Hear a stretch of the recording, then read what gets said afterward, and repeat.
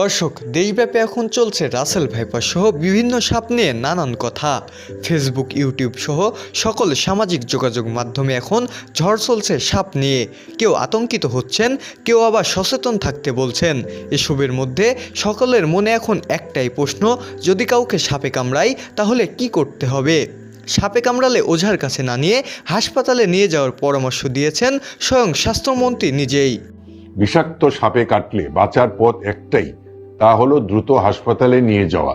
অনেকের প্রশ্ন হচ্ছে, রাসেল ভাইপার সহ যে কোনো সাপে কামড়ালে অ্যান্টিভেনম কোথায় পাবেন? সরকারি হাসপাতালে পাবেন অ্যান্টিভেনম। এছাড়াও মেহেরপুরবাসীর জন্য অ্যান্টিভেনমের সুখবর দিলেন মেহেরপুর জেলার প্রথম সমন্বিত স্বাস্থ্যসেবা কেন্দ্র ডক্টরস পয়েন্ট কনসালটেশন সেন্টার। সাপে কামড়ানো রোগীদের জন্য অ্যান্টিভেনমের ব্যবস্থা করতে সক্ষম হয়েছে ডক্টরস পয়েন্ট কনসালটেশন সেন্টার।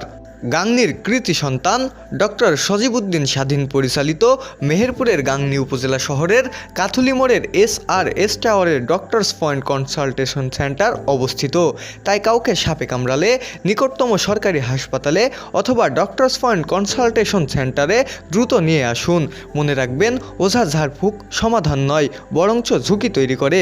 সাপে কামড়ালে দ্রুত রোগীকে হাসপাতালে নিয়ে আসতে হবে। আর সকলেই চলাফেরা সহ সব কাজেই সবখানেই সচেতন থাকুন।